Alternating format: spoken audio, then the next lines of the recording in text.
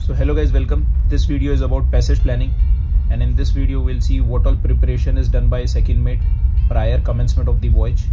So here I will also show you practical approach, how I'm requesting ANC, what all things I'm checking, and I will continue to write down over here also because I always keep a tab of what all things is done in when I'm making the voyage.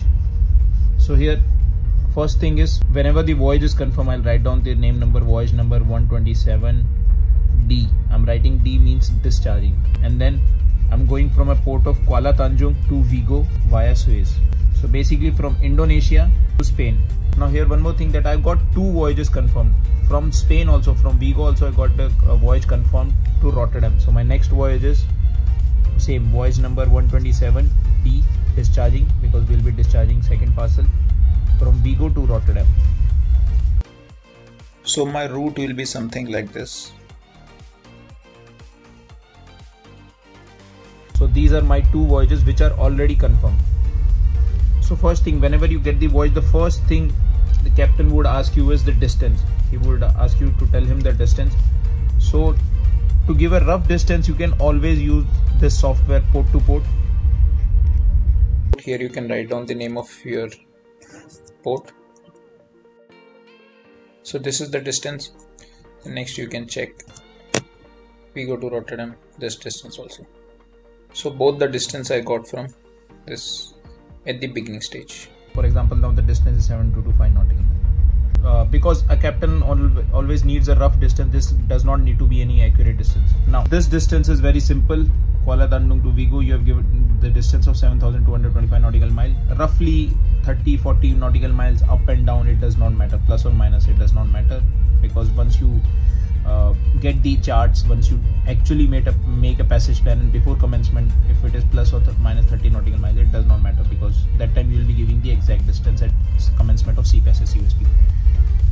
So now in my second voyage from Vigo to Rotterdam, now here also we will be giving the distance, but here now the distance is around 920 nautical mile. This is the distance, but now there is a catch over here. So whenever you are giving the distance, make sure your ship is not passing through ICA area. But if your ship is passing through ICA area, then always you have to divide the distance and give the distance in breakdown. So here my distance would be Vigo to ECA area, and from ECA area to Rotterdam.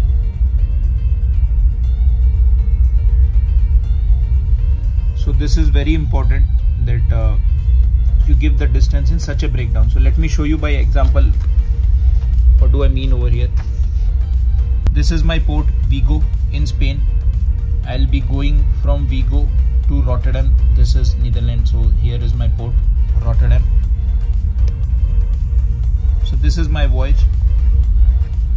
That's my voyage. So the distance is simple, but around here 5 degrees west, this all area is ECA area. This all is emission control area, means here we have to use low sulfur fuel. So that is why we are giving the distance in breakdown, because here the fuel will be different. Here we'll be using heavy fuel oil in this part from Spain to here, and from this part we'll be using low sulfur fuel oil, or we can, sometime it is on some ship diesel oil is used, so it depends. So that is why, that's the reason you are giving the distance in breakdown. So let me show you by one more example. If I have to show you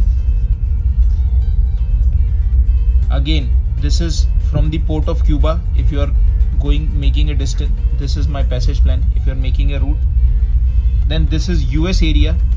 So in US area also, if you will see, I would just mark it.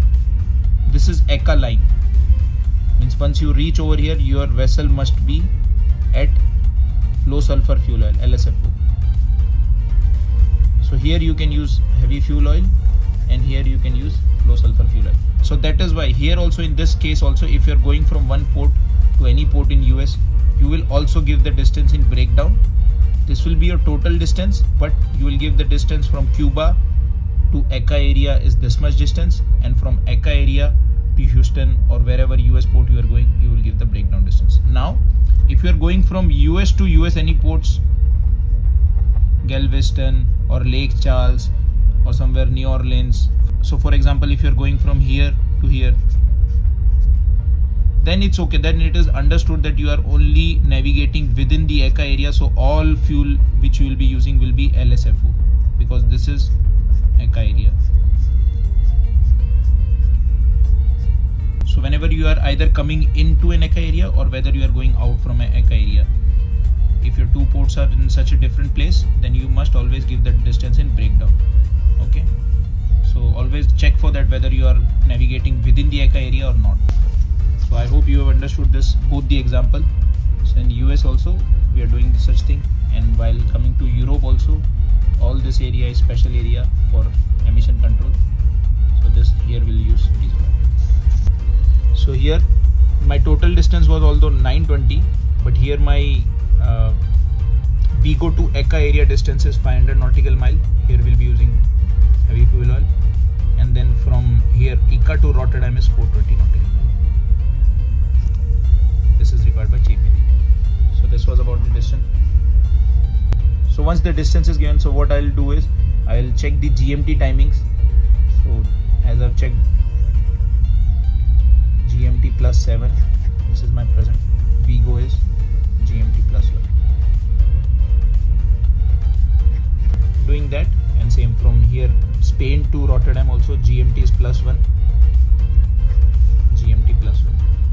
So here I don't have to do anything, clocks advance or retard, but here I have to retard 6 hours retard. And always on the side, just like I'm going the port of Vigo, always on the side I just make a small note for density, like what will be the density of the port which I'm coming to, because this port I'm already present, so I know the density, but that port which I'm going I will always write down as / over here density. This we'll take from Admiralty of Sailing Direction, or we call that ENP. We will get it from there. Okay, so density is required. So once I'll get the port Vigo density, the same density will be used here.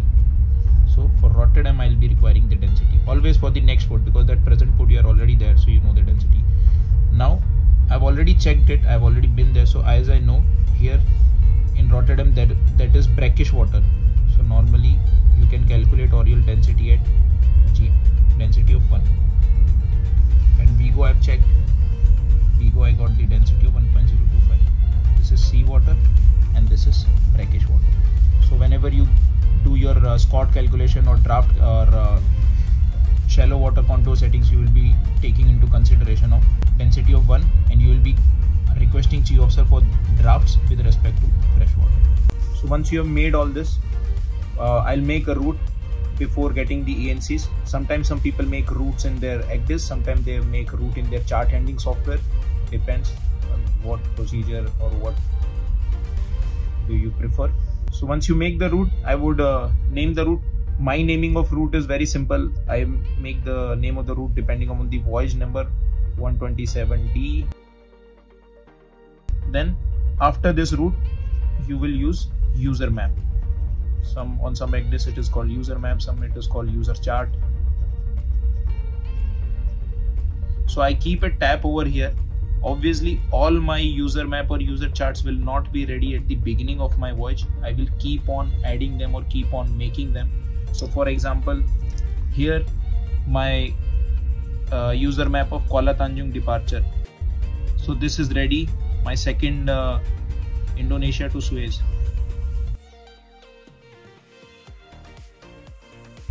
So at present all of these user maps are ready. So now there will be more user maps to it, because some companies want those nav area warnings to be plotted on manual correction. They want them to be on manually corrected, but I prefer to make them on user maps. That is much more desirable. It is easier to delete them, easier to edit them. So I prefer to make user map, and in some ECDIS it is not easy to make manual updates and to delete them or keep a track of them. So that's why I normally prefer to make a user map.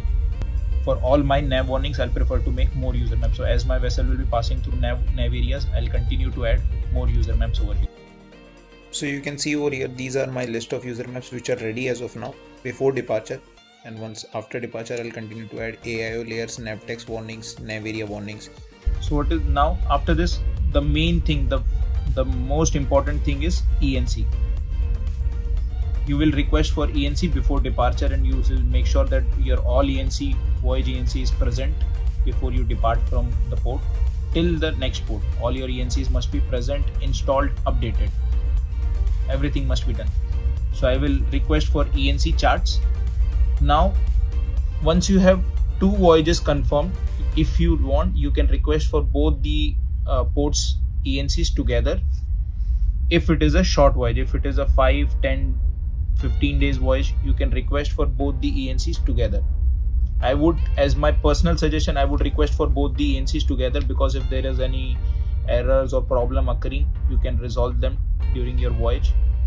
So that is why I would recommend you to request for ENCs together if it is a short voyage. But if it is a 20 or 30 days voyage, then on the later stage you can request for other port ENCs. So to order ENC, there are different softwares. We always order charts through softwares like Navter, OneOcean, NaviPlanner, eMariner, MBA, Chart Planner, Chart Browser, and many more such softwares. Same as you have different ECDIS on your ships, you also have different softwares on your ships. So depends which software is approved on your ship, so you will have that software with you. So now in this video I will show you how to order ENC through Chart Browser software. If you will understand the concept of one software, all the other softwares also, their principle will be same.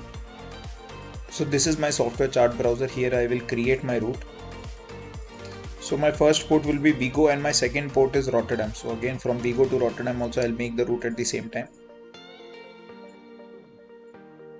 And I will request for the ENCs. So once I make the route, thereafter I will always request for ENCs. To request ENCs, normally on all softwares you will have this button which you can see where my cursor is. Select products by route, sometimes it is called route to basket button, something like this. It will always there on your all softwares. What it does is once you click that, it will itself select all the charts through which your route is passing. So you can see now I've clicked that, all the charts are turned into red through which my route is passing, and it has itself selected the charts for me. Now the next thing is, unless you have a pay system, pay as you sail, the minimum duration for which you can buy an ENC is 3 months. 3, 6, 9, 12. In such a order you can buy the ENC. You cannot just select for 1 month, 2 months, 3 months. As you can see over here, there is only option for 3 months, 6 months, 9 months or 12 months. So I always request for minimum of 3 months. This is what general practice is. You will request your ENCs for 3 months minimum. But there will be few charts which you cannot request for less than 12 months. But those are 1 or 2 charts normally. But rest all charts you can select for minimum duration of 3 months. So here this is what I've done. Now what I'm doing is I'm manually or individually selecting all the charts through which my route is passing. I'm just reconfirming them whether they are selected properly or not. I'm just reconfirming them. So once I've done that, once I've done the reconfirmation, thereafter I will order the charts, as this is an offline system which I'm telling you. So you will click the send order button. It will send the charts. It will create order and it will create a file. That file I will send it to master and my captain will send it to my chart provider. Then they will issue me the permits. So this is what general practice is on all systems, no matter which software you are using. That it will generate a file, you will send that file to captain, that captain will send it to chart provider, and those chart provider will issue you all the permits. So after sending the mail to the captain has forwarded to chart provider, and now here I have received those permits. So these are various folders in which I have received the permits. I will save these files in my pen drive, and then after I will export in my chart browser software, and thereafter after exporting in my chart browser software I will take the pen drive to my ECDIS. I will install all the charts in my ECDIS. After installing the ENCs, always do an ENC report check for the voyage. Always confirm that whether you have received all the ENCs or not. is there any ENCs which are missing. So as you can see over here, this is what I'm doing. I'm confirming that whether I have received all the ENCs or not. So in my this voyage Suez to Vigo, there are 5 charts which are to be ordered. Now I'm checking them, which charts are missing. I will note down those charts. You can request for those charts in a separate order, or you can just write to your chart provider and ask them to issue these charts which are missing. So always recheck whether you have all the ENCs for your voyage or not. So once I've received my ENCs, after that I will go